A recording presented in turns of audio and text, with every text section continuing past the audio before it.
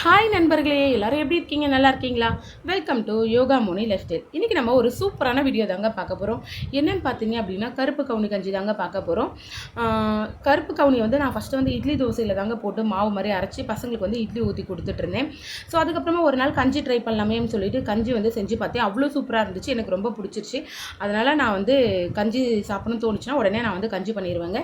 So கருப்பு கவுனியை வந்து முன்னாடி நாள் நைட்டே, அதாவது 8 மணி நேரத்துலேருந்து 10 மணி நேரம் வந்து நல்லா வந்து ஊற வச்சு எடுத்து வச்சுக்கணுங்க. அப்போ தாங்க நல்லா வந்து சூப்பராக இருக்கும். ஏன்னா அது அவ்வளோ சீக்கிரம் வேகக்கூடிய அரிசி கிடையாது. ஆனால் நல்லா முன்னாடி நாளே ஊற வச்சுட்டு அதை வந்து கழுவி ஒரு மிக்ஸி ஜாரில் வந்து சேர்த்துக்கலாங்க. இது வந்து ரவை பதத்துக்கு நல்லா கொஞ்சம் கொரகொரப்பாகவே அரைச்சி எடுத்துக்கோங்க.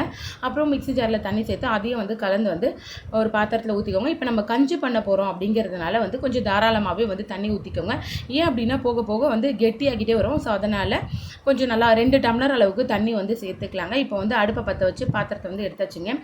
பாருங்கள், நல்லா வந்து தேவையான அளவு வந்து தண்ணி ஊற்றிக்கிட்டு நல்லா வந்து கலந்து விட்டுக்கிட்டே இருங்க, கை விடாமல். ஸோ ஏன் அப்படின்னா வந்து அடி பிடிக்க ஆரம்பிச்சிடும், கெட்டி விட ஆரம்பிச்சிடும், சரிங்களா? ஸோ அதனால் வந்து நல்லா வந்து கலந்து விட்டுக்கிட்டே இருங்க. நல்லா ஒரு கொதி வந்ததுக்கப்புறமா தேவையான அளவு வந்து உப்பு வந்து சேர்த்துக்கோங்க. அது வந்து சின்ன பாத்திரம் அப்படிங்கிறதுனால நான் இப்போ வந்து வேறு ஒரு பாத்திரத்துக்கு வந்து மாற்றிட்டேங்க, பெரிய பாத்திரத்துக்கு. ஸோ இதில் நல்லா வந்து கலக்கி விடுறதுக்கு நல்லா ஈஸியாக இருக்குது. நல்லா வந்து கலந்து விட்டுக்கிட்டே இருங்க. நல்லா நுர விட்டு வந்து கொதிச்சு வரும் பாருங்கள். ஒரு 3 நிமிஷத்தில் நல்லாவே வந்து கொதிச்சு வந்துருச்சுங்க. பாருங்கள், தெரியுதுங்களா? நல்லா வந்து கொதிச்சு வருது பாருங்கள், தெரியுதுங்களா? இப்போ வந்து நல்லா கொதிச்சு வருது.